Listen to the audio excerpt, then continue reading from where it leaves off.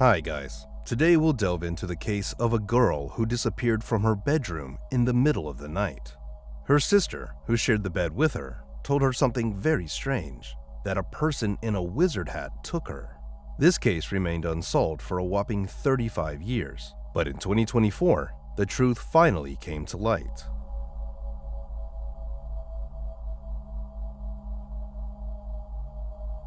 Jessica Gutierrez was born on December 3, 1981, in South Carolina.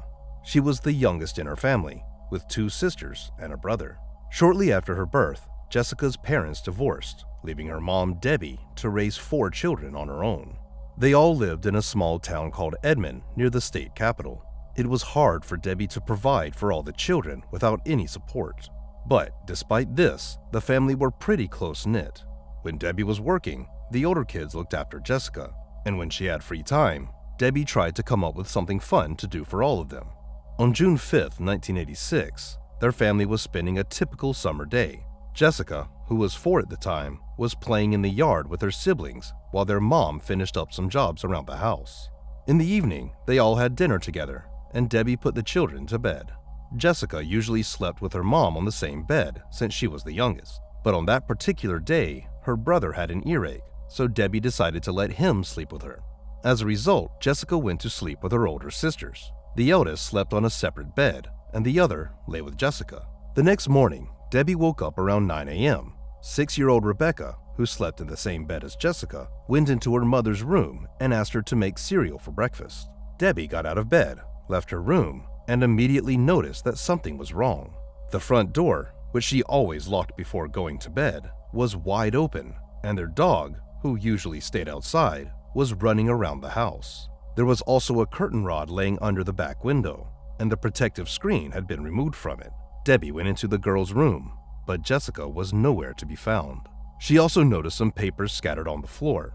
When she asked her older daughters where their sister was, Rebecca replied, "She's gone.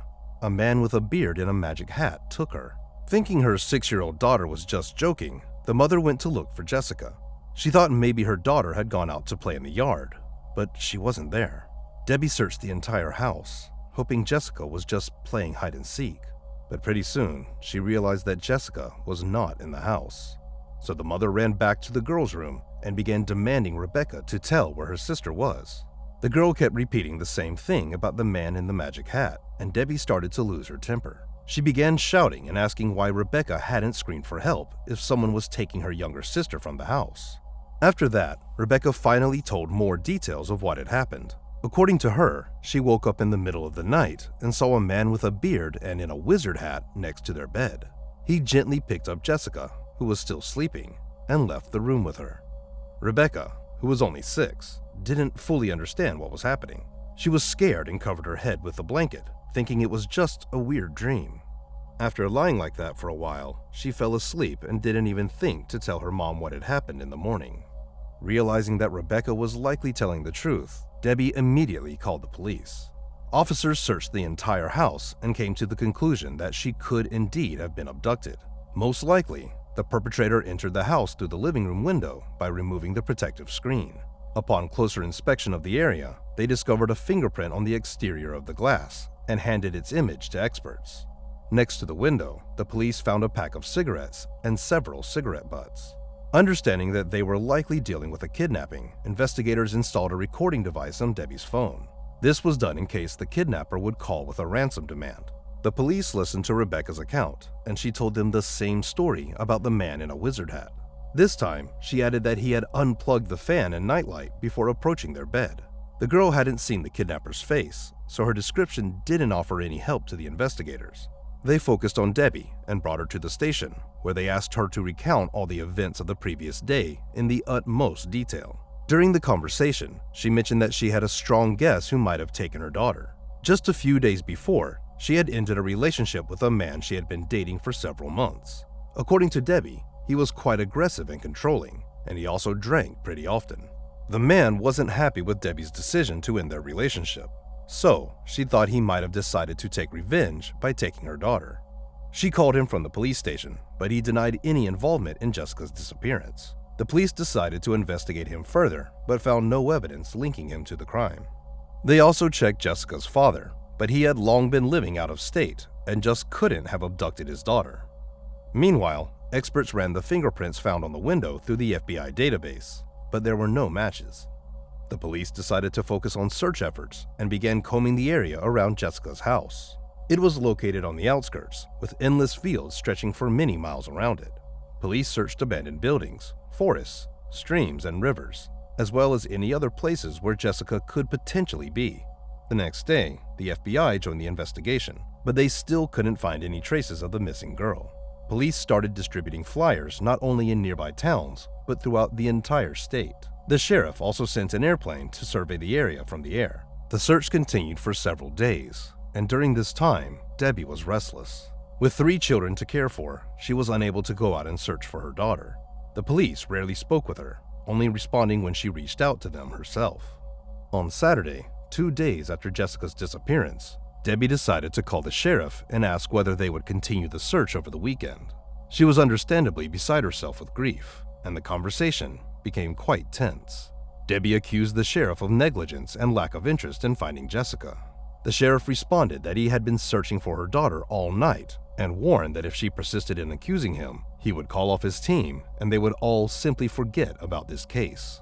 Since Debbie's phone still recorded everything, she saved this recording. The woman continued to believe that the police were not doing enough to find her daughter, so she was losing more and more hope of finding Jessica alive with each passing day.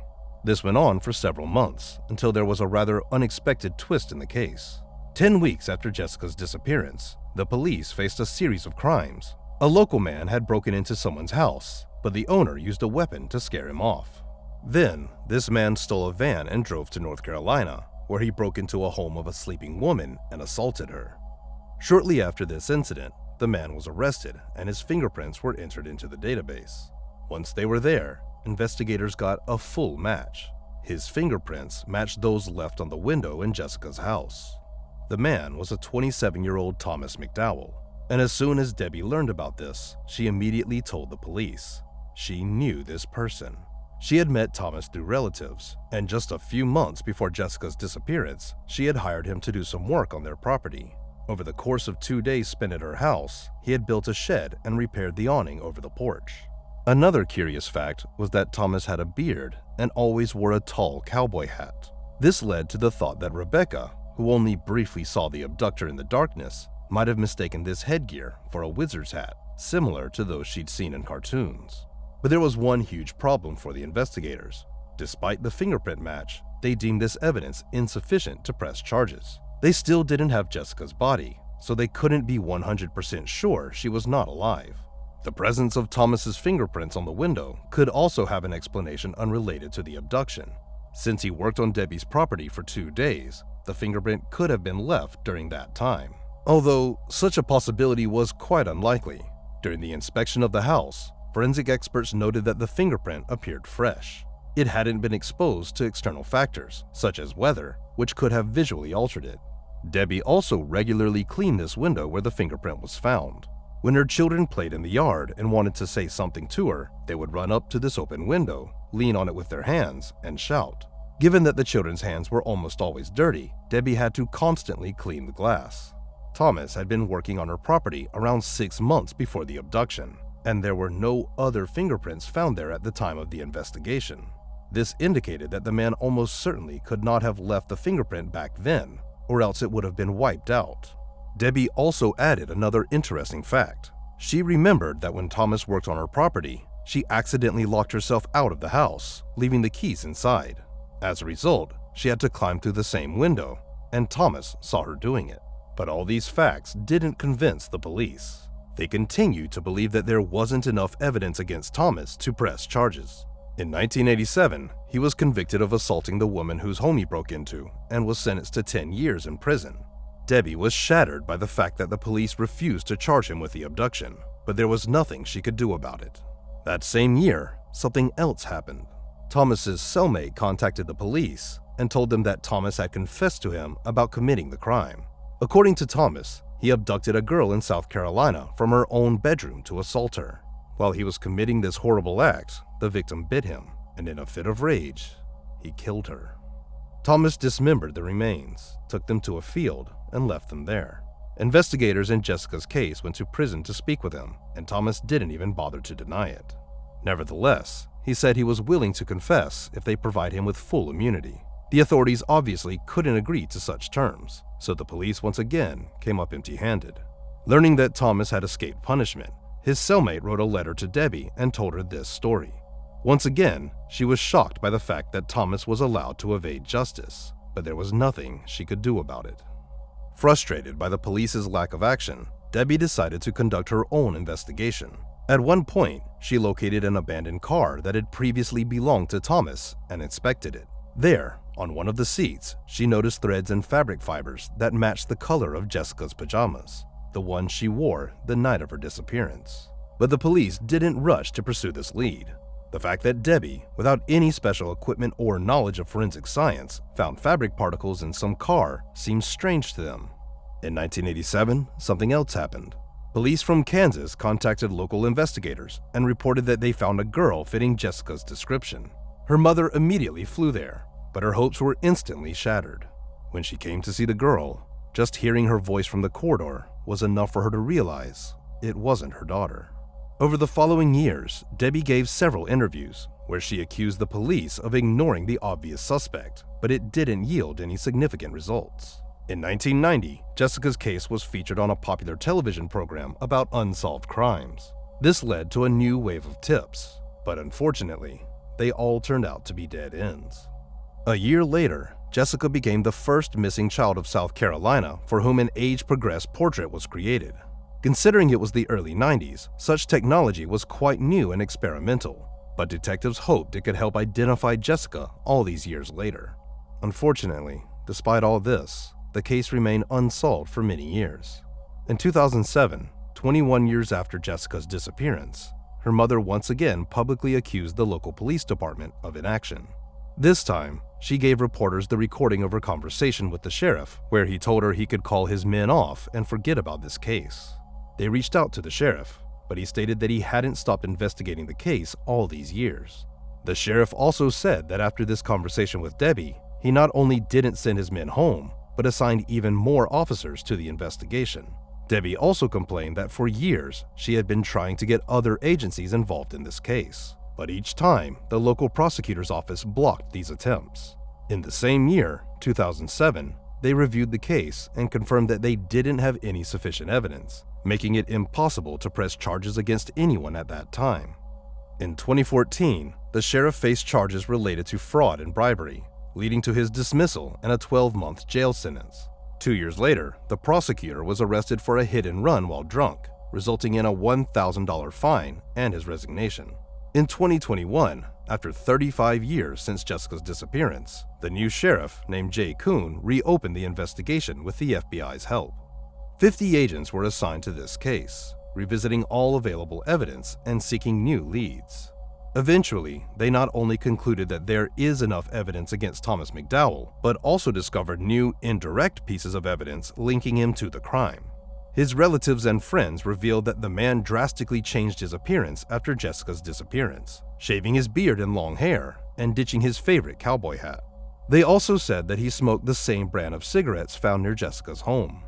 Unfortunately, experts couldn't find any traces of DNA on these pieces of evidence, probably due to the fact that they've been tested multiple times in the past, which might have wiped out any biological traces. While all these factors added to suspicion against Thomas, the key evidence remained his fingerprint and the testimony of his former cellmate. Eventually, detectives believed that they had enough evidence to bring the case to trial, and in January 2022, Thomas was finally arrested. At 62 years old, Thomas refused to admit guilt, and preparation for the trial stretched for several years. It began only in January 2024, and Thomas's lawyers attempted to challenge the existing evidence. They argued that the fingerprint on the glass was left when Thomas had worked on the property. The defense also tried to use Rebecca's testimony. As we recall, Jessica's sister said that she saw a man in a wizard hat. Thomas's lawyers tried to convince everyone that the girl couldn't have mistaken a cowboy hat for a wizard's, as they are completely different. However, experts brought in by the prosecution pointed out that the fingerprint was clearly fresh. If it had been left a few months before the abduction, it would have either been erased or altered by the weather.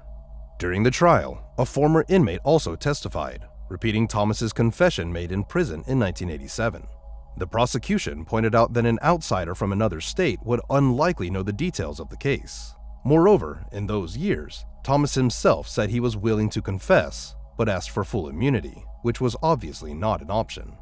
The trial ended on February 8th, and the jury unanimously found Thomas guilty. At 63 years old, he was sentenced to life in prison. For Debbie, who had been convinced of his guilt from the early years of the investigation, the outcome of this case stirred conflicting emotions. She was glad that the perpetrator was finally held accountable, but said that Thomas could have been arrested 36 years ago. Instead, the police allowed him to live a long life before facing justice. Debbie also still couldn't come to terms with the fact that her daughter's remains were never found all these years.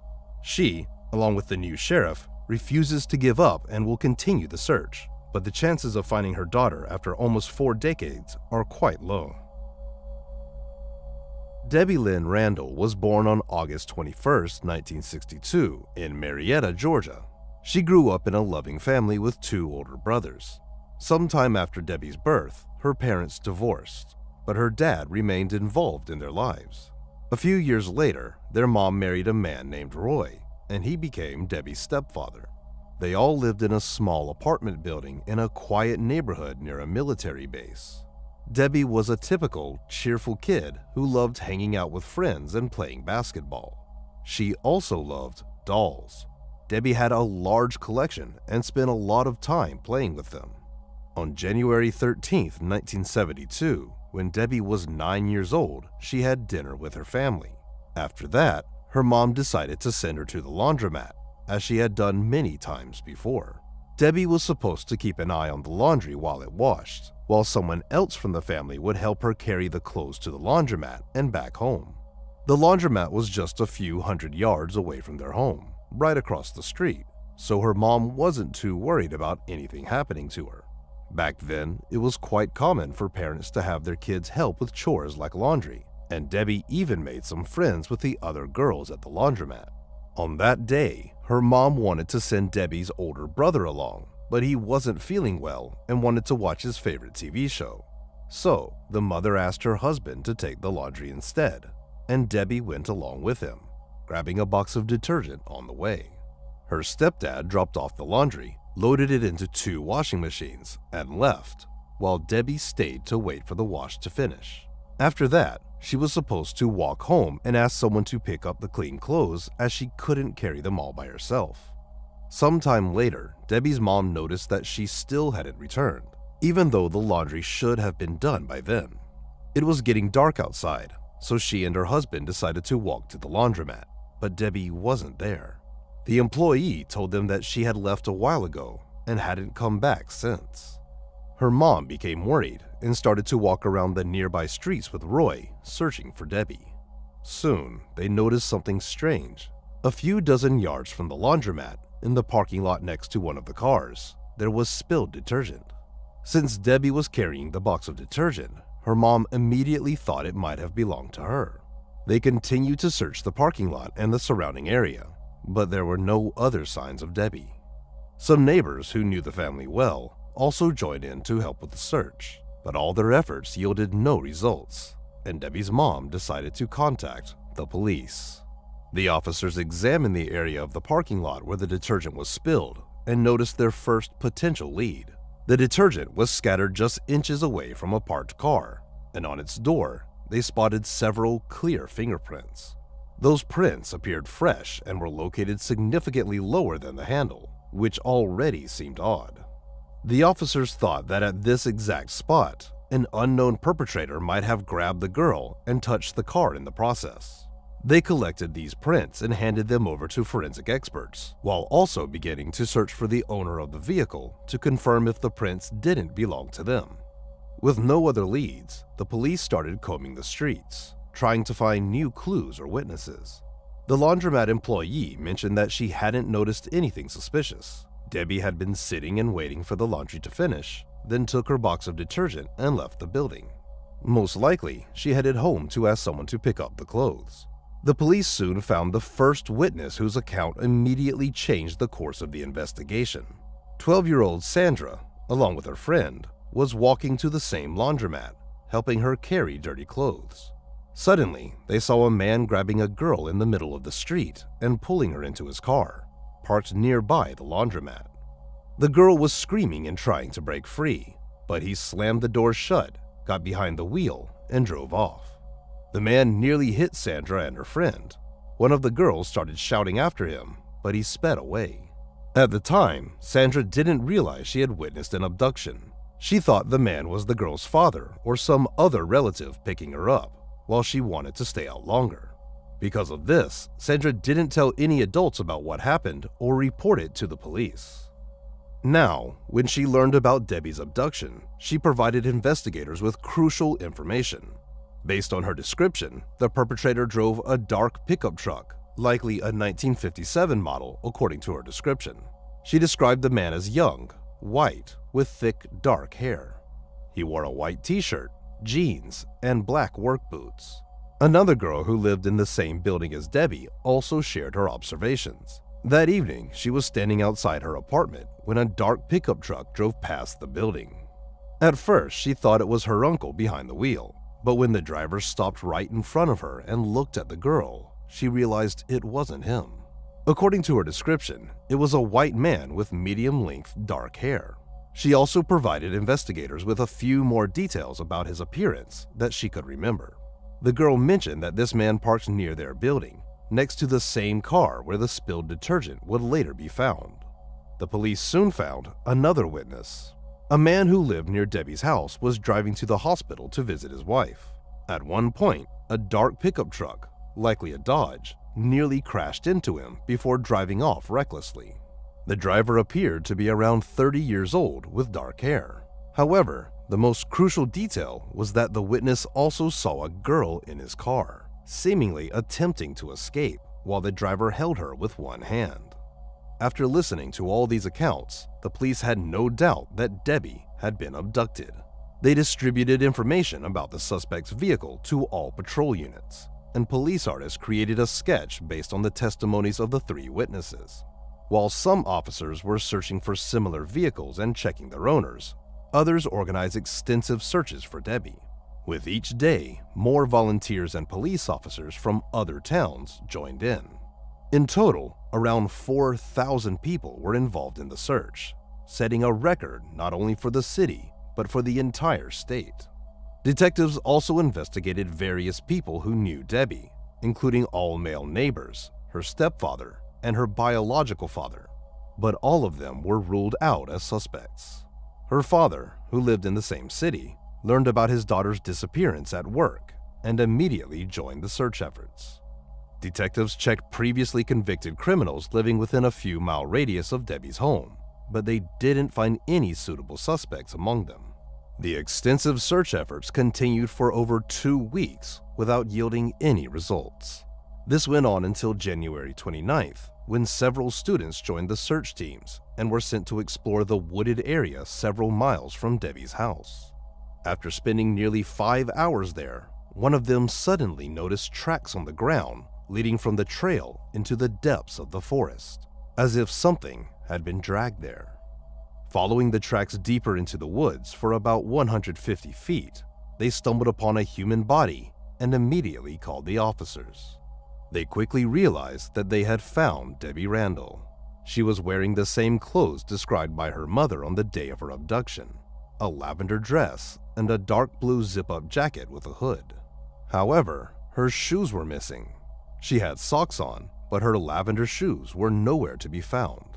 She had received these shoes as a Christmas gift just a few weeks before her disappearance, and she loved them very much. Her body was handed over to medical experts, who determined that she had died from strangulation. The victim had also been sexually assaulted. Experts found a single dark hair on her body, most likely belonging to the killer. Since DNA analysis was not used at that time, experts couldn't do much with this evidence. They examined it under a microscope and, based on their knowledge at the time, concluded that it belonged to a man aged between 18 and 30 years old. Debbie's clothing was also covered in dirt, and lacking other leads, detectives decided to examine it more thoroughly. They contacted a geologist and asked him to work with their forensic team. Together, they determined that some of the dirt consisted of a particular type of clay mined less than 10 miles from their city. The geologists confirmed that it was indeed the unique northern Georgia clay that couldn't be found anywhere else nearby. There were also other dirt stains, different from the first. They were traced back to another type of clay mined by a local company just 2 miles from where the body was discovered. Based on this information, detectives theorized that the perpetrator didn't kill the victim immediately. Instead, he drove her to remote areas where those types of clay were located. Most likely, he initially took her out of town, where he sexually assaulted her. Then, he drove to the location where the second type of clay was mined, killed her, and took her to the forest, dragging her body behind the trees and leaving it there. Supporting this theory were not only the clay traces, but also the forensic analysis indicating that Debbie was already dead when brought to the forest. If the perpetrator had killed her there would have been signs of a struggle around that area. The traces on the ground from the trail into the trees also suggested that the victim was already dead. The clay mining sites were quite remote and difficult to access, leading detectives to speculate that the killer might have worked there. They reached out to the mining companies, and a supervisor for one of them confirmed this theory. It was hard to believe that someone unfamiliar with that area could have taken the abducted girl there. Even the workers themselves sometimes struggled to navigate through these vast areas.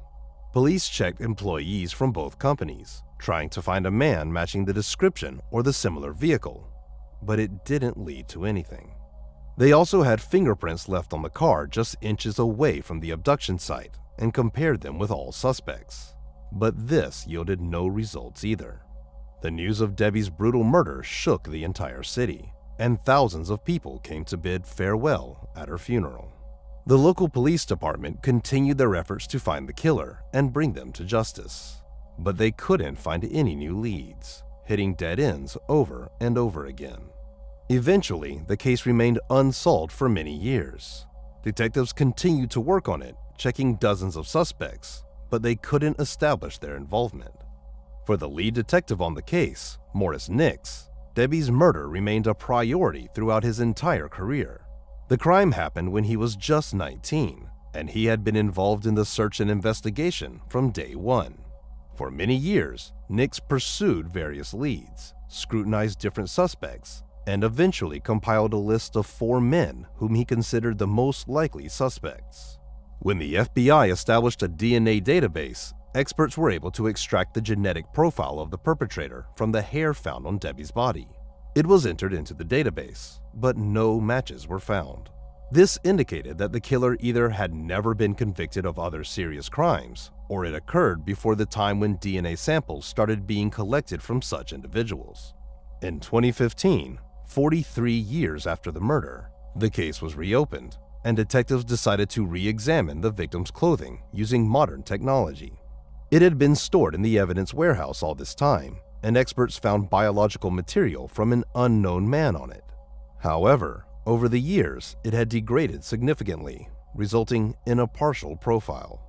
In 2018, Debbie's mother, who had hoped for decades to see the police arrest her daughter's killer and hold him accountable, gave an interview. She said that after Debbie's murder, she couldn't bear to live in the apartment where everything reminded her of her loss. She moved to another city, and year after year, the lack of progress in the investigation slowly destroyed her. She also said her only desire now is to see the closure of this case before her time comes. Unfortunately, that was not meant to happen. Just a few weeks after the interview, she passed away to cancer at the age of 78, and she was laid to rest next to her daughter. Sandra, who witnessed the abduction at the age of 12, also spoke out in an interview. She said that she had never stopped blaming herself over the years. According to Sandra, she believed she could have stopped the perpetrator and prevented the abduction, even if it meant taking Debbie's place and dying instead of her. In 2019, the local police department received additional funding, enabling them to request a more detailed analysis of Debbie's clothing. This time, experts were able to extract a full DNA sample from it, but the perpetrator's DNA still wasn't in the FBI database. Debbie's father was also interviewed, and he shared that not a day had gone by over the decades when he didn't think about Debbie. He still kept a box of her old photos, hoping for only one thing: to reunite with his daughter in heaven. In 2022, shortly after the interview, he passed away. In the same year, detectives focused all their efforts on the one lead they had: DNA. They reached out to a company in Florida specializing on an innovative DNA analysis method called genetic genealogy. The police handed over all the biological samples they had collected over the years and waited. Experts created a profile of the unknown man and began searching for his relatives in public genetic databases. They needed to find people who had uploaded their DNA because family members' genetic material has similarities. Modern tools can detect even distant relatives. After examining thousands of potential relatives of the killer, investigators narrowed down their search to a family living in Marietta in 2023. They asked them to provide DNA samples, and they agreed. The analysis showed that the killer was indeed their close relative, so experts looked into their family more carefully. They soon identified the most likely owner of the killer's DNA sample: a man named William Rose. However, there was a problem. Rose had taken his own life in 1974, just 2 years after Debbie's murder. But detectives were determined to finally close this case, no matter what. They obtained a warrant to exhume his grave, and experts took a direct DNA sample from his remains. After 51 years since Debbie's murder, the police finally got a full match. William Rose was indeed the killer. At the time of the murder, he was only 24 years old and had never been a suspect. It turned out that his relatives lived in the same building as Debbie's family. Rose regularly visited them, so investigators believed that he might have seen the girl on multiple occasions. Perhaps that evening he was headed to visit his relatives, but saw Debbie coming out of the laundromat and heading towards her home. Based on the testimonies of her neighbors and other witnesses, Rose pulled into the parking lot between the victim's house and the laundromat, left the engine running, got out, grabbed Debbie, and then drove north. Perhaps he immediately headed to the clay quarry, which was located in that direction. It's worth mentioning that Rose didn't have any other criminal record. Either he didn't commit anything serious besides Debbie's murder, or he simply didn't get caught. At the time the case was solved, the only living close relative of the victim was her older brother, Melvin. He attended the press conference where they announced the discovery of the culprit and thanked everyone who had worked on his sister's case for over half a century. He also said he wished his mom could have lived to see this moment, but added that she was now in heaven with Debbie. Karen Snyder was born on July 29, 1948, in the small American town of Cedar Lake, Indiana. She grew up in a very large family with 2 brothers and 3 sisters. In high school, Karen met a boy named Paul, and they decided to get married when she was just 17. Shortly after, Karen became pregnant, and in 1966, their daughter Paula was born. Even though Karen was only 18 at the time, she and her husband were ready and happy to start their own family.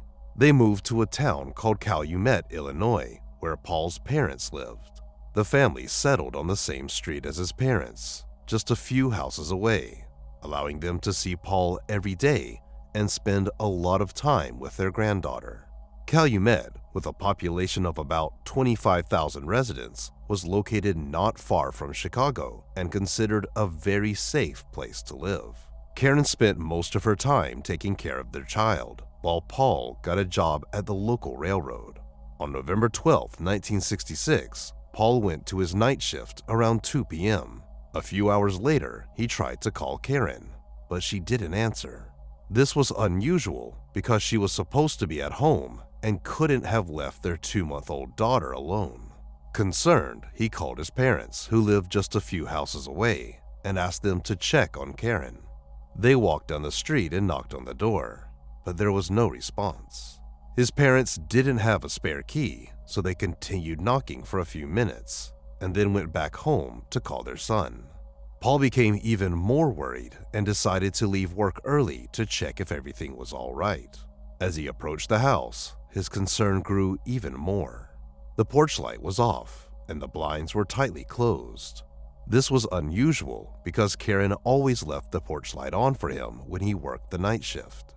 Paul tried to open the door with his key and realized it was unlocked. He entered the living room and was relieved to find his 2-month-old daughter sleeping in a playpen near the working TV. However, Karen was nowhere to be seen, so he began calling out her name while checking each room. As Paul decided to go upstairs, he tried to turn on the staircase light, but the switch didn't work. He made his way to the bedroom and turned on a lamp, revealing a horrifying scene. The room was in disarray, and there was blood everywhere. On the floor lay Karen, showing no signs of life, and Paul immediately realized she was dead. Recovering from the shock, Paul went downstairs, called the police, and took his daughter outside. While he was waiting for the police and ambulance, his parents came out to the street and saw him crying and pleading for help.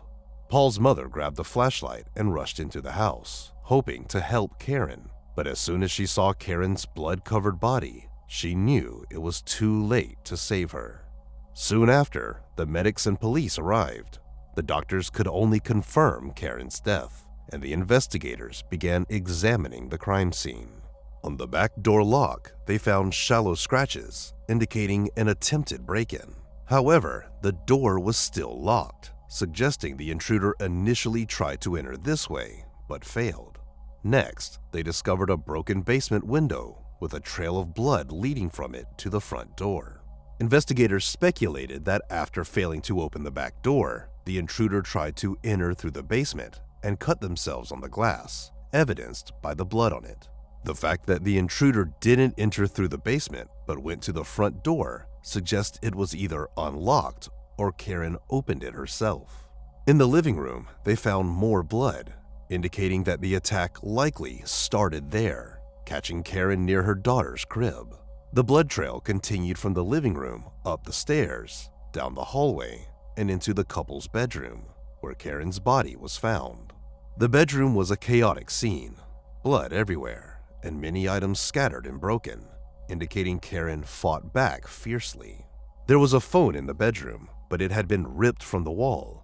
Police believe Karen might have run there ahead of the intruder to call for help, but she couldn't. In those days, there wasn't a single emergency number like 911.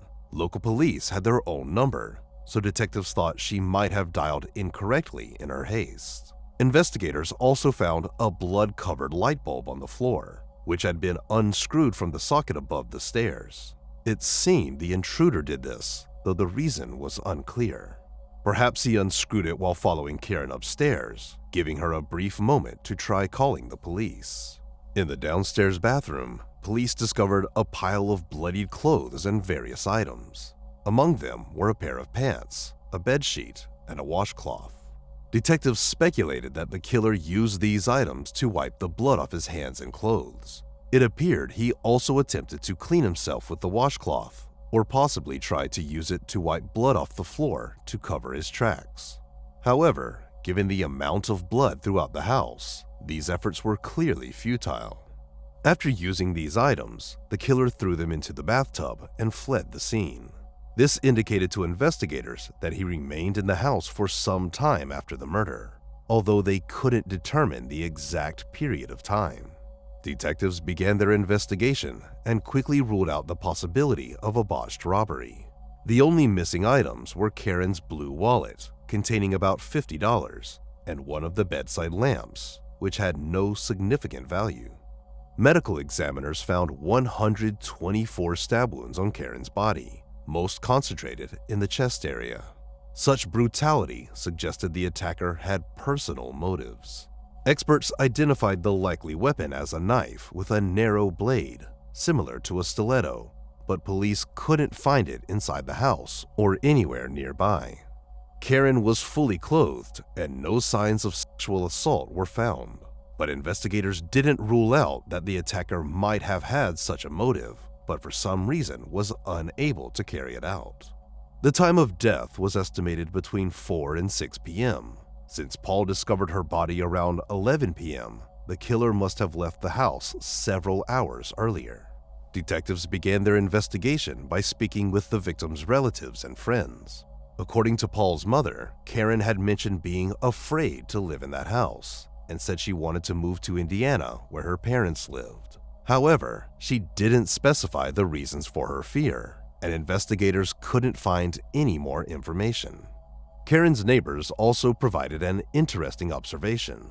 Their dog, which usually barked at the slightest noise, remained quiet that evening. With no other leads, the police turned their focus to Karen's husband, Paul. In such crimes, the spouse is often the primary suspect, so they began investigating him. After analyzing the evidence from the house, detectives concluded that the attempted break-in at the back door and the broken basement window might have been staged. The killer was likely someone familiar with Karen, but tried to make it appear as if a random intruder had committed the crime. This suggested that either Karen willingly opened the door to the killer or they had a key. Investigators began interrogating Paul while also trying to establish whether he had the opportunity to commit the crime. They considered the possibility that he might have killed Karen before leaving for his evening shift, as he had left home after lunch that day. They also checked whether he remained at work for the entire shift or if he had left at any point. Paul denied any involvement in the murder, but the police continued to view him as the prime suspect. With almost no evidence, they attempted to obtain a confession from him, repeatedly calling him in for questioning. But despite this pressure, Paul consistently maintained his innocence. Karen's funeral took place 6 days after the murder. Besides family and friends, detectives also attended the ceremony and soon noticed something weird. One of the pallbearers had a deep wound on his forehead and a bandaged hand. The police identified this man as James Barbier, a friend of both Paul and Karen. He worked with Paul at the railroad and had done some repairs in the house shortly before the murder. Karen knew James pretty well and might have opened the door for him. Investigators began looking into James and discovered that on the evening of the murder, he had gone to a local hospital with serious injuries to his hand and face, requiring stitches. This aligned with the evidence suggesting the killer injured himself on the broken basement window glass. James became the second suspect, and detectives brought him in for questioning. He denied any involvement in the murder, explaining his injuries by saying that he had been returning home drunk from a bar that evening, tripped over a stump in the dark, and hurt himself on some splinters. James's wife confirmed that he came home that night drunk, with a bandaged hand and a cut on his forehead. She mentioned that he was acting weird and was visibly shaken, but she added that James was an alcoholic and frequently got heavily drunk, so this behavior wasn't unusual. When police interviewed individuals who frequented bars in Karen's neighborhood, they found witnesses who had seen James there that day. However, they couldn't pinpoint the exact times he was present. When experts finished analyzing the evidence from Karen's house, they found something intriguing. As suspected, there were 2 different types of blood. One matched Karen's blood type, while the other belonged to a different blood type, the same as James's. Although this blood type match was not proof of James' guilt, detectives decided to arrest him, hoping he would confess. They also cleared Karen's husband of suspicion, as none of the blood samples matched his type. James continued to deny his involvement, insisting that his injuries were from his fall.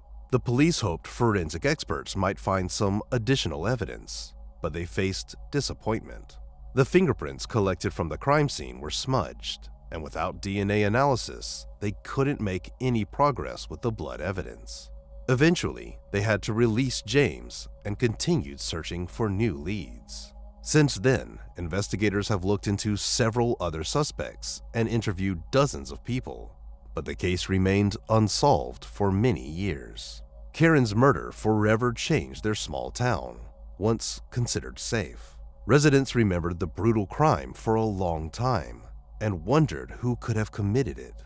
At the time, police did not reveal the identities of the suspects, including James, so only Karen's relatives and close friends knew of his potential involvement. In later interviews with reporters, they said they truly believed James was guilty, but without solid evidence, proving his involvement was simply impossible.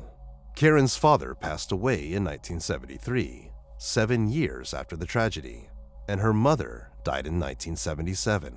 Neither of them ever found out who killed their daughter. Paul eventually remarried, and his second wife helped raise Paula, essentially becoming the mother the girl never had the chance to remember. Her relatives decided not to tell her how her biological mother died, trying to shield the girl from the horrific details. Paula later recalled that when she started school, other kids teased her simply because her mother was dead. A few years later, understanding that she might hear the truth from others or come across news reports, her relatives finally told her what had happened to Karen. In 1989, at the age of 45, Paul passed away from health problems, never learning the truth either. For decades, there was no progress on the case. Paula occasionally gave interviews to journalists, expressing her hope to bring the culprit to justice and mentioning that she regularly contacted the local police department to ask about any new developments. But they always replied that there were no new leads, and the case remained unsolved for many years. This continued until the end of 2022, when one day the police received a call. A 29-year-old man contacted the police department responsible for Karen's case, inquiring about any new developments. The man explained that he had known about this crime his whole life, as his grandmother talked about it since he was a kid.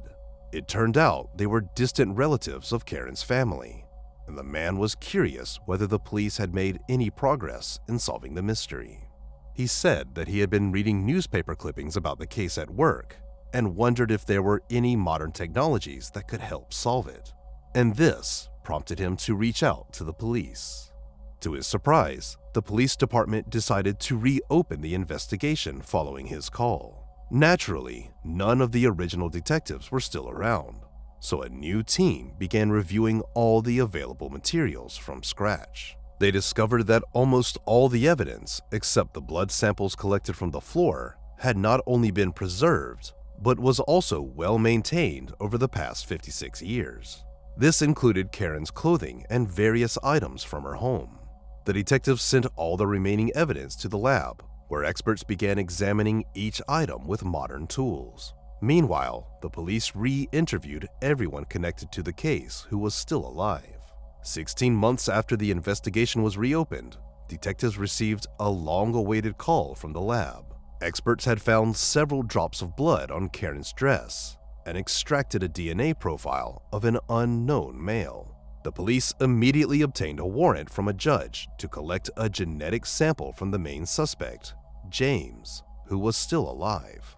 They quickly got his sample, sent it to the lab, and soon received confirmation. James's DNA matched the blood found on Karen's dress. This confirmed that James, who was just 21 years old at the time of Karen's death, had been in her home the day she was murdered and had initially lied about how he got his injuries. On April 29, 2024, the police returned to James's home, and the 79-year-old man was finally arrested for murder. Upon being informed of the DNA match, James did not deny anything and confessed to the crime. While the police have not yet disclosed all details of his interrogation due to the ongoing legal proceedings, James admitted that he had known his entire life that he would eventually be caught. James has been charged with first-degree murder and was released on bail due to his age and severe health conditions. Given James's state, the risk of him fleeing was considered nearly non-existent. However, Karen's relatives were upset because they had already suffered enough seeing the killer live freely for over 50 years.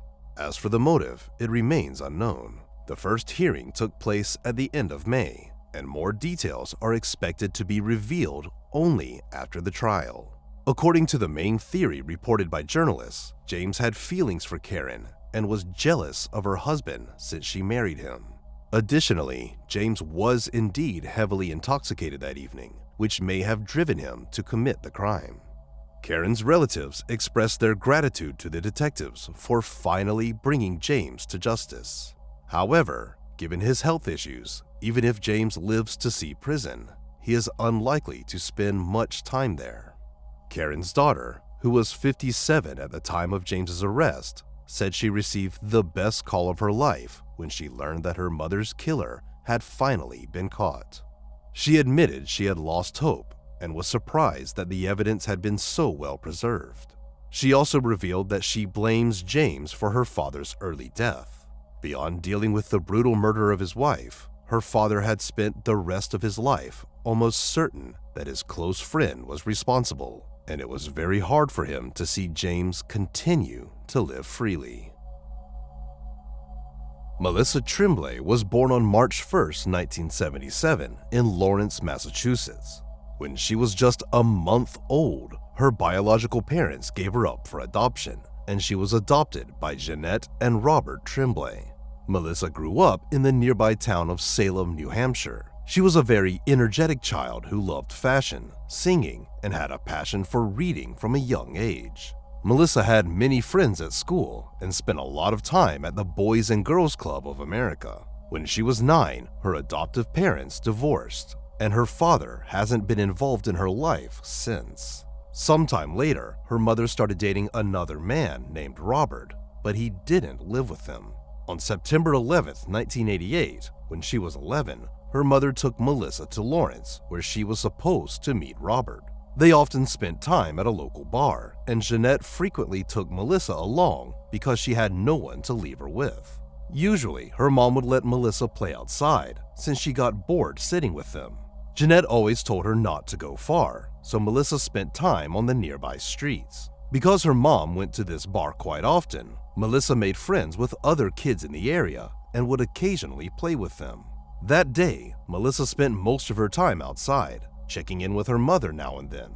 During one of these visits, the bartender made her some popcorn.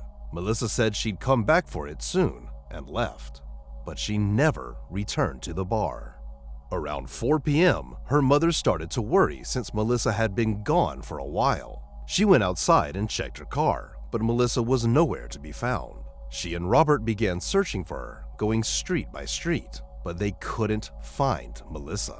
They searched the area for several hours, and around 9 p.m., Jeanette decided to call the police. Officers immediately joined the search, but they also couldn't find any traces of her. By then, it was already dark. It made their task much more difficult, but the police continued searching for Melissa late into the night. They also considered the possibility that she might have run away, but her mother insisted that Melissa was afraid of the dark and didn't like being alone, so she would never have run off.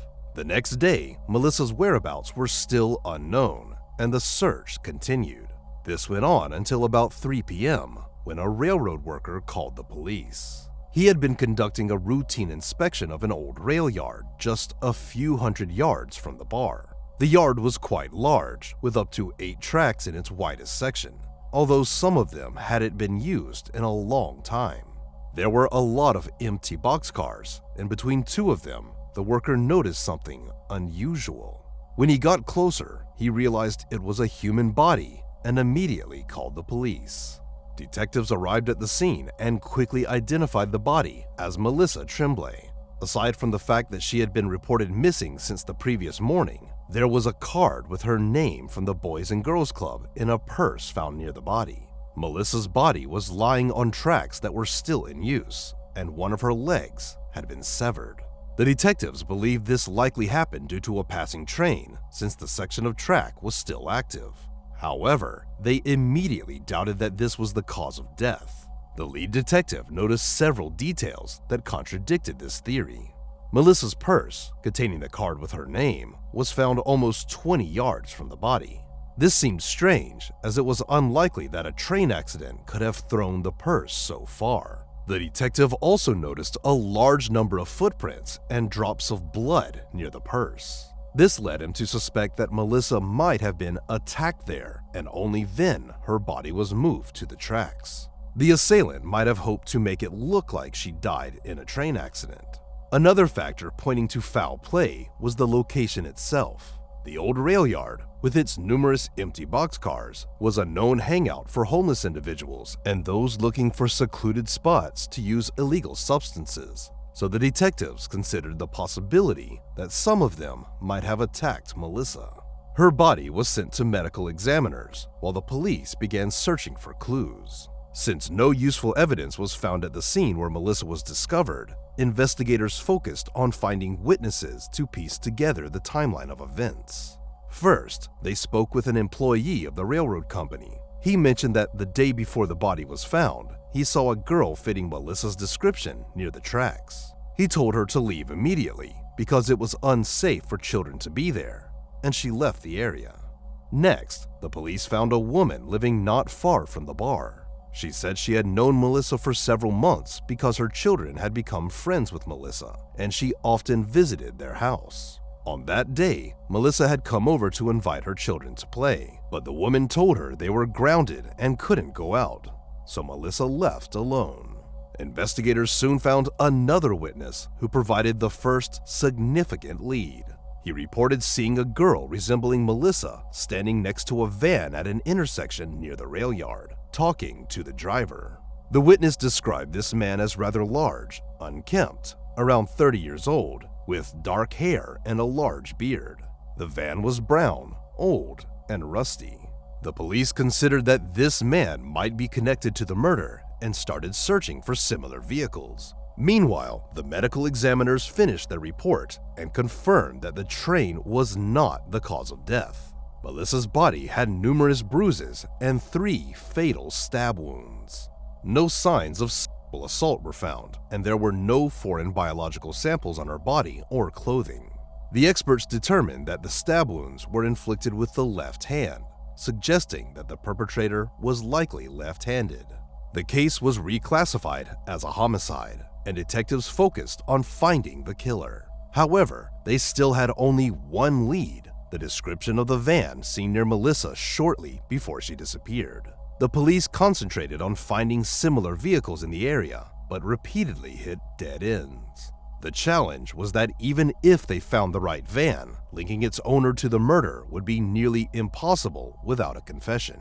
DNA analysis was not yet in use, and there were no additional pieces of evidence, like Melissa's belongings or fingerprints, likely to be found in the van. The police also kept trying to find new witnesses. They interviewed several hundred residents in the area, but this effort yielded no results. Detectives continued searching for the van and other clues for several months, but the case eventually went cold. Melissa's murder received significant media coverage, and many people began blaming her mother for what happened. They were outraged that Jeanette let her 11-year-old daughter wander the streets alone, especially near such a dangerous place as a rail yard. What infuriated them even more was that while Melissa roamed the streets for hours unattended, her mother was drinking in a bar. Rumors began spreading in the newspapers that Jeanette had developed a drinking problem after her divorce and was struggling with her parental responsibilities. People also started blaming social services for failing Melissa by not intervening in the situation. Amid all these accusations, Jeanette refused to speak with media or answer their questions. When reporters reached out to Child Protective Services, they stated they were aware of the family's complicated situation and had tried to take some measures, but revoking Jeanette's parental rights had never been considered. Since then, there had been no progress in the case. Police repeatedly reviewed it and examined potential suspects, but this yielded no results. In 2000, 12 years after the murder, investigators identified their first potential suspect: Tommy Lynn Sells. He confessed to 22 murders, and investigators in Melissa's case found that many details of his crime closely matched those of her murder.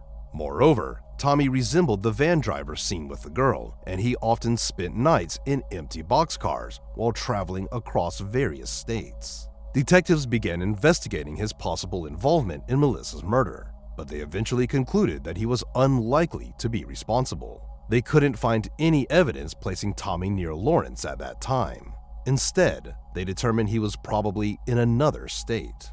The case remained cold for several more years, until 2013, when detectives unexpectedly obtained a new lead. They arrested a man from Lawrence for an unrelated case, and during questioning, he suddenly claimed to know some details about Melissa Tremblay's murder. The man said that in 1988, when he was just 13, he used to steal cars for a living. He spent a lot of time on the streets looking for suitable vehicles, and on the day Melissa disappeared, he saw a girl resembling her. She was sitting on the steps of that same bar, and next to her was a man named Mike. The witness knew Mike, but his family had warned him to stay away from that man because of his questionable reputation. The boy walked past them, and about 10 minutes later, on his way back, he saw the girl leaving the bar with Mike. At some point, another man, whom the witness didn't recognize, approached them, and the three of them continued walking together. The police asked the witness why he had remained silent for 25 years. He replied that at the time, he didn't want any unnecessary contact with the police. However, when he learned about Melissa's murder and realized he might have seen her, he asked his brother if he should tell someone, but he advised him to stay quiet. However, the detectives immediately found a serious contradiction in the story. According to the witness, he saw the girl on the bar steps when it was already dark outside, but Melissa was reported missing around 4 p.m. when it was still daylight.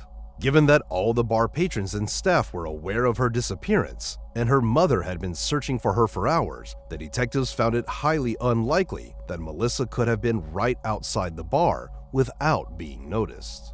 The police considered the possibility that the witness had either seen a different girl or his account was inaccurate. Despite this, they investigated Mike for potential involvement, but made no progress. Nevertheless, the witness's story brought renewed attention to the old case, and in 2014, it was reopened. By then, DNA analysis was widely used, and the police hoped that experts could find some new clues by re-examining all the available evidence. They examined Melissa's clothing and other items, but found no foreign DNA. However, there was something else among the evidence: samples taken from under Melissa's nails, collected in case she had scratched her attacker. The experts analyzed these samples and indeed found traces of foreign skin, which were promptly sent to the lab. But there was a new problem.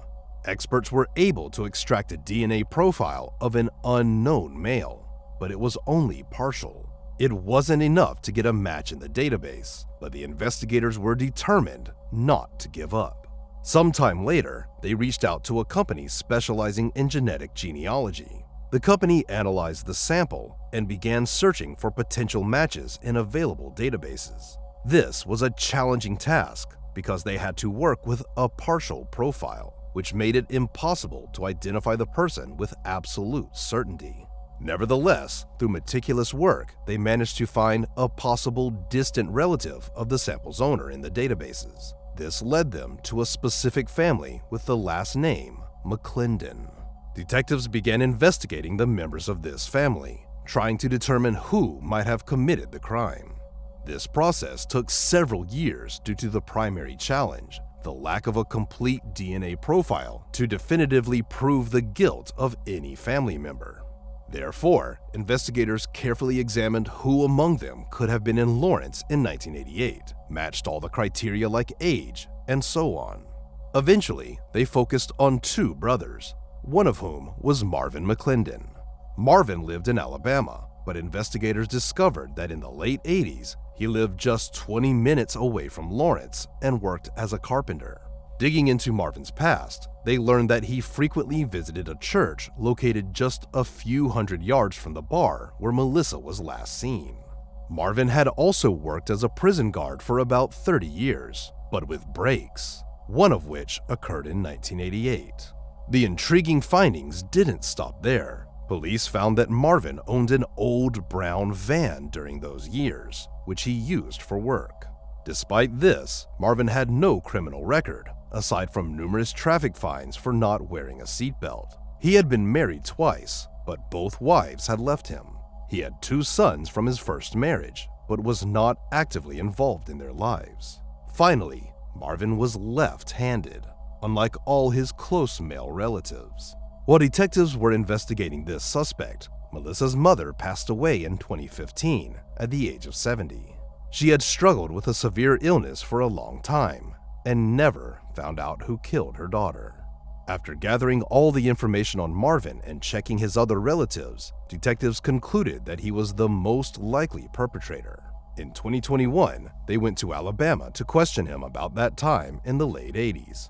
Eventually, they brought up the murder of Melissa Tremblay, and Marvin claimed he had nothing to do with it.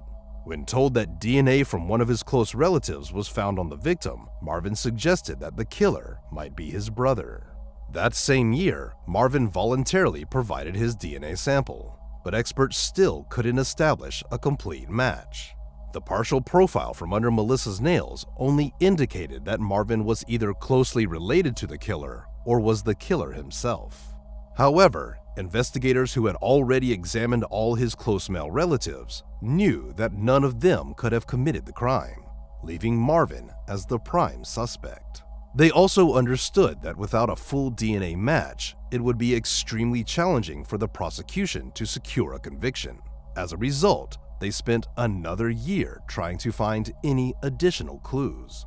Detectives also checked Mike, the man whom the 13-year-old boy claimed to have seen with a girl resembling Melissa on the bar steps. After obtaining his DNA sample, experts determined that it didn't match the skin particles found under the victim's nails, ruling him out as a suspect.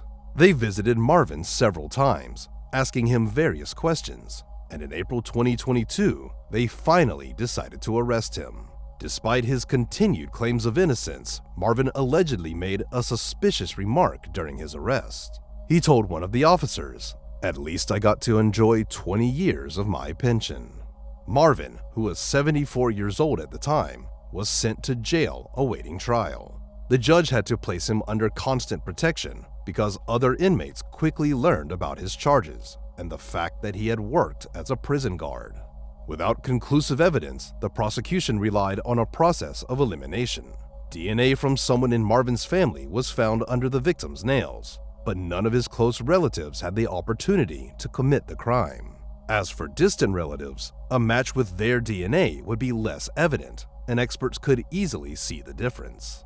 They also pointed out that in 1988, Marvin frequently visited a church on the same street as the bar, owned a similar van, and matched the description given by a witness who saw a girl near his vehicle.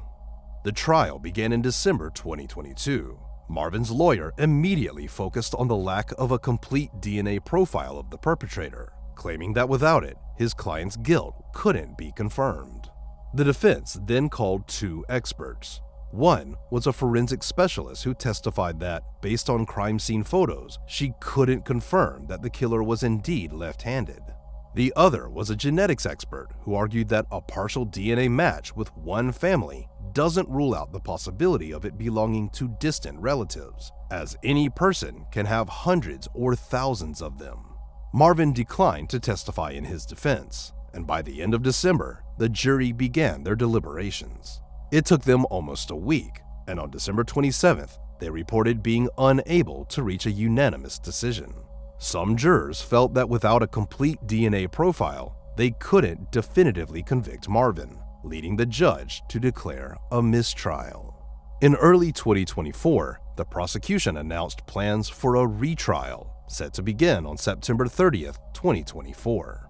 Until then, Marvin will remain in jail. Considering that he is 76 years old now and suffering from multiple health issues, there's a possibility he might not survive until the end of the new trial. If the court fails to convict him again, Marvin could be released, leaving Melissa's murder unresolved, and we may never learn the truth.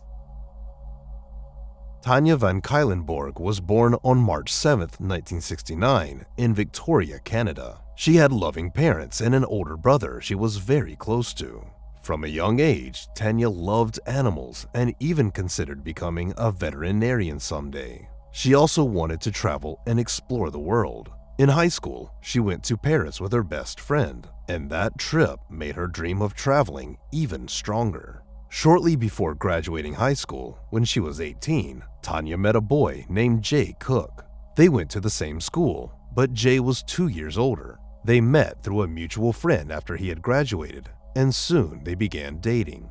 Even though Tanya wanted to be a veterinarian, she decided to take some time before going to college so she could travel. After finishing high school, she got a job at a cafe to save money for these plans, and she also worked as a dog walker. Jay also didn't go to college after high school. Instead, he helped his father with their small family business installing heating systems.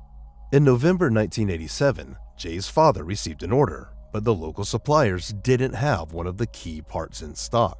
The nearest place to buy it was Seattle, in Washington state. Jay's father decided it would be quicker and cheaper to get the part himself, rather than order it for delivery. However, he was swamped with work and knew he couldn't fit the trip into his schedule. So, he asked his son to go to Seattle instead of him, and Jay agreed. Jay wanted to help his father with the business, but he was also excited for another reason. He decided to invite Tanya, knowing she would likely enjoy the trip. At that time, they had been dating for about 6 months, but their relationship wasn't very serious. Jay hoped that the trip would change that and bring them closer.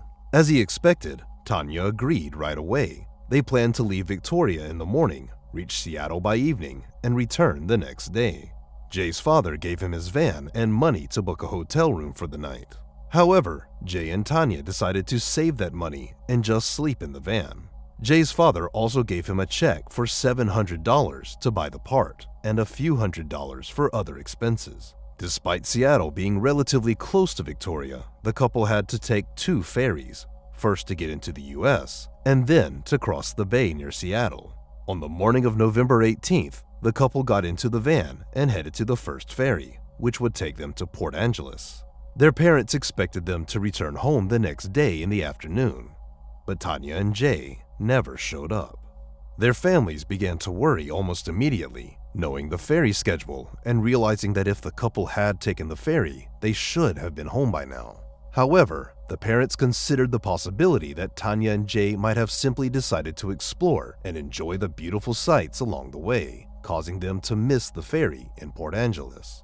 As time passed and there was still no sign of them, Tanya's parents called Jay's parents. By the afternoon, they were seriously concerned that something bad had happened. Despite their worries, the family held on to hope that the couple had just decided to extend their trip and continued to wait. Jay and Tanya did not return home by the end of the day, and the next morning their parents went to the police station to file a missing persons report. However, the local police decided there wasn't enough reason to conduct a full search. Tanya was 18 and Jay was 20. There was no direct evidence that they had been harmed or were victims of a crime, so the police assumed the couple had just gone off on an adventure and told their parents to wait a few days. Naturally, they weren't satisfied with this response, but the officers refused to start the search.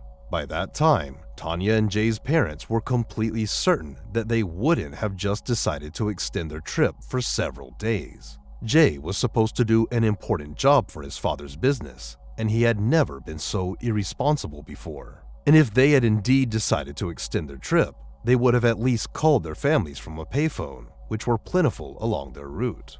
Eventually, Tanya's father decided to start the search on his own. First, he and Jay's parents found out that their children never picked up the part in Seattle. The supplier said he had waited for them for several hours, but no one showed up.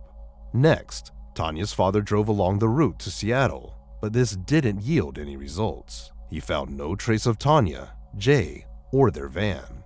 Undeterred, he contacted a private company and rented a helicopter with a pilot to survey the area along their route from the air. However, this also led to nothing. Most of the area was covered with dense forests, making it difficult to spot anything. After that, Tanya's father made flyers with information about their disappearance and went to Seattle to post them on the streets. This went on for several days. The families of the missing couple did everything they could to find them, and the local police department finally started taking the case seriously. However, they still believed that Tanya and Jay were just spending time together somewhere and would eventually come home. As a result, they only contacted their colleagues in Seattle, providing a description of the van and information about Tanya and Jay, asking to notify them if anyone spotted them. On November 24th, 5 days after the disappearance, a man went for a walk in the woods near a small town about 90 miles north of Seattle. While walking along the road near an embankment leading into the forest, he noticed something unusual under a tree below. When he took a closer look, he realized it was a human body and immediately called the police. Officers arrived at the scene and discovered the body of a young woman, Her clothes were partially missing, hands were tied, and there was a gunshot wound on her head. Investigators quickly determined that the victim had been killed elsewhere, as there was almost no blood near the body. There was no ID on the victim, so the police checked the list of missing women in the area. They quickly concluded that the victim matched the description of Tanya van Kuylenborg and contacted her father. He went to the morgue and confirmed that the deceased was indeed his daughter. Detectives began their investigation, trying to establish all the details of what had happened. They learned that Tanya had been traveling with Jay, whose whereabouts were still unknown. Jay's van was also missing, leading investigators to consider his possible involvement.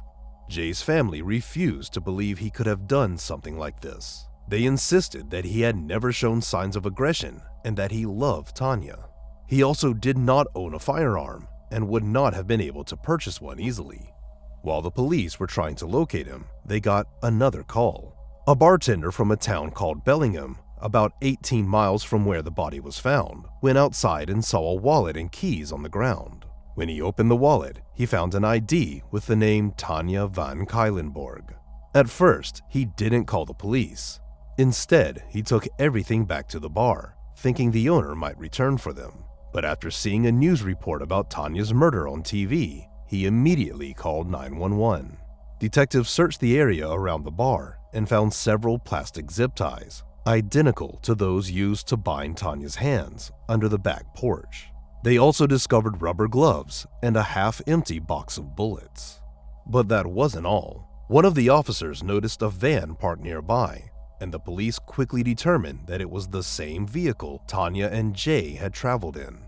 Inside the van, there was utter chaos. Everything was scattered and broken, but investigators managed to find several important clues. There were numerous receipts that could help reconstruct Tanya and Jay's route, as well as a ferry ticket. This indicated that the couple had indeed made it to Seattle, and something horrible happened to them there. Detectives also noticed that Tanya's camera, which she had taken on the trip, was missing from the van.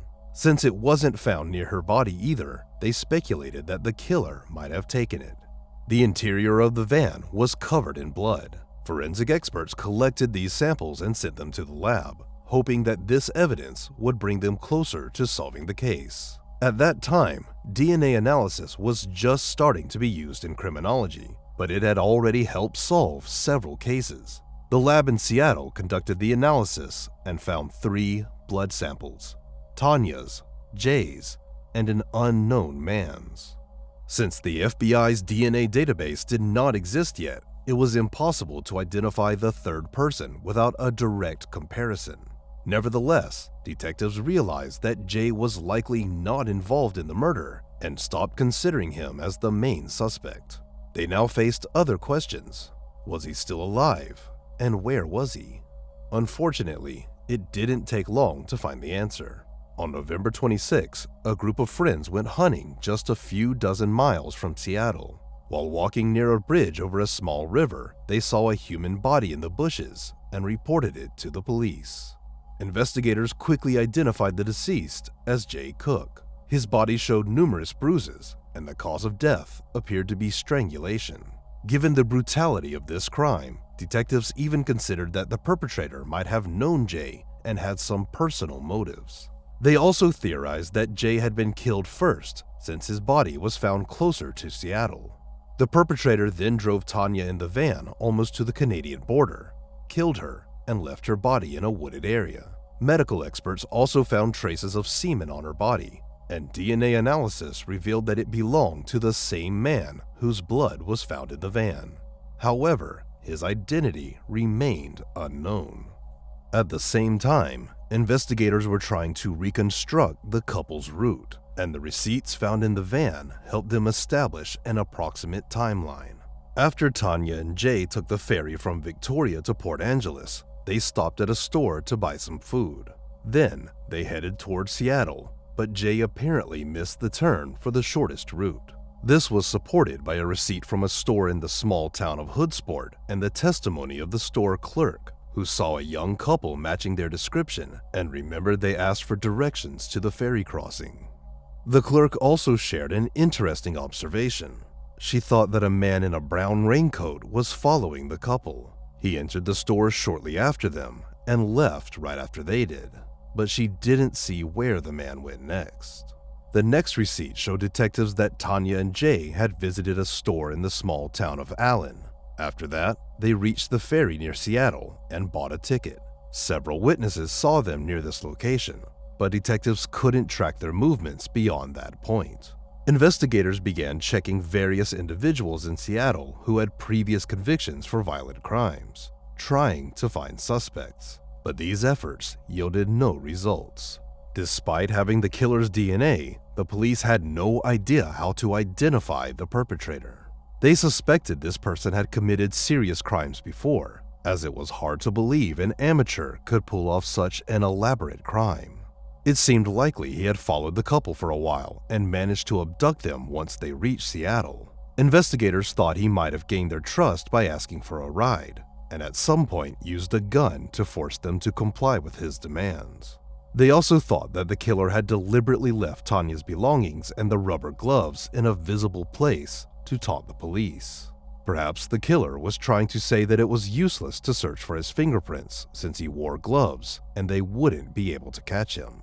It's worth mentioning that forensic experts found several fingerprints on the van that did not belong to Tanya or Jay. However, the police doubted they belonged to the killer, given that he likely wore gloves.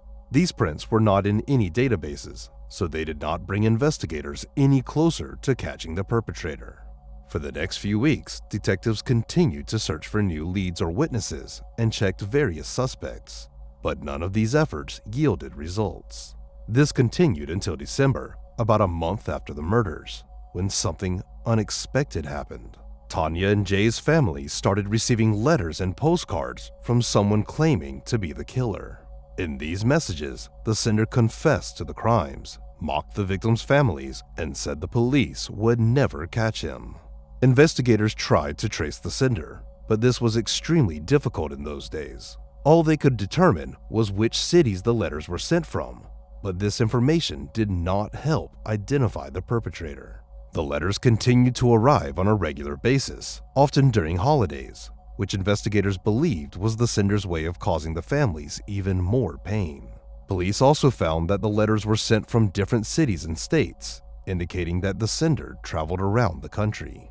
However, they weren't entirely sure that the sender was the killer. In high-profile cases, it's not uncommon for people to torment the victims' families with fake letters claiming to be from the perpetrator. Unfortunately, fake letters from supposed perpetrators are a common thing.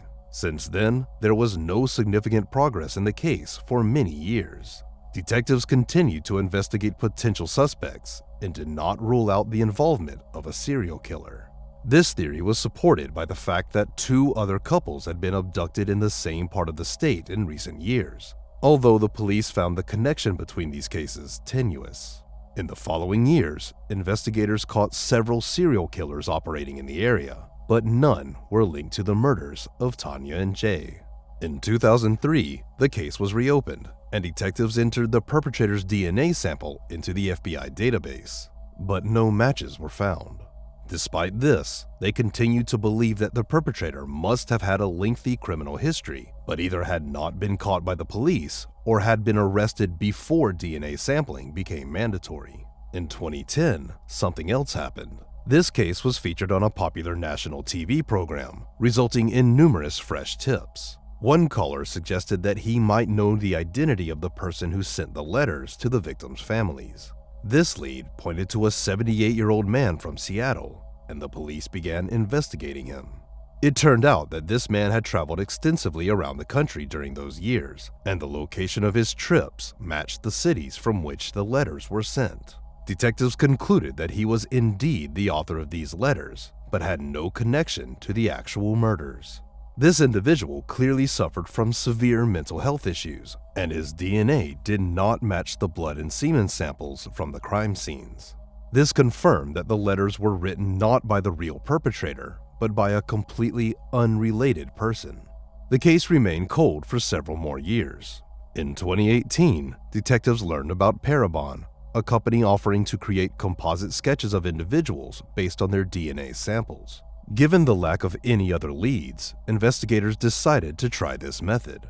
Parabon experts created estimated sketches of the killer at different ages, and the police distributed these images to the media, hoping someone might recognize the man. However, it led nowhere. Despite this, the investigators refused to give up and decided to try another method, genetic genealogy. Parabon experts uploaded the killer's DNA sample to public databases and began searching for any distant relatives of the perpetrator. Soon, they identified a possible second cousin of the killer and started tracing her family tree. They were searching for a man who lived in Seattle or its vicinity in 1987 and matched all the criteria, including age. With the help of his cousin, they eventually identified their suspect, a 55-year-old man named William Talbot. He lived in a Seattle suburb and worked as a truck driver. Before they could arrest him, police needed to confirm that the killer's DNA matched his. They surveilled William for a couple of days and eventually retrieved a coffee cup he had discarded. The saliva sample from the cup provided a DNA profile that was a perfect match. In mid-May 2018, 30 years after the murders, investigators finally arrested William. He denied any involvement, and the case went to court. The trial began in 2019, and the defense attorneys tried to challenge the primary evidence, the DNA. They argued that the semen on Tanya's body could have resulted from consensual intercourse. They also pointed out that the prosecution had no other evidence directly linking William to Jay's murder. However, the prosecutor had a strong counterargument. As we remember, back in 1987, experts found fingerprints on the van that did not match Tanya or Jay, nor did they match anyone in the database at the time. Now, experts compared these fingerprints to William's, and they were a match. Another crucial piece of evidence came from William's friend. He testified that he saw a brown van outside William's house in 1987, which clearly didn't belong to him. This suggested that William might have driven the van to his house, although it was unclear whether this was before or after the murders. William also lived only a few miles from where Jay's body was found, indicating he was familiar with the area. None of William's relatives attended the trial, but they did share quite a bit with the investigators. They described William as always being very aggressive, and other family members were genuinely afraid of him. Because of this, most had cut off contact with him after he had moved out. When they learned about the charges against him, none were surprised that William could have committed such crimes. The prosecution's theory was that William had asked Tanya and Jay for a ride to Seattle under some pretext. Once they arrived in the city at night, he used a gun to force them to drive to a remote area. He then killed them at different locations, discarded Tanya's belongings and the van in another town, and remained off the police radar for the next 30 years.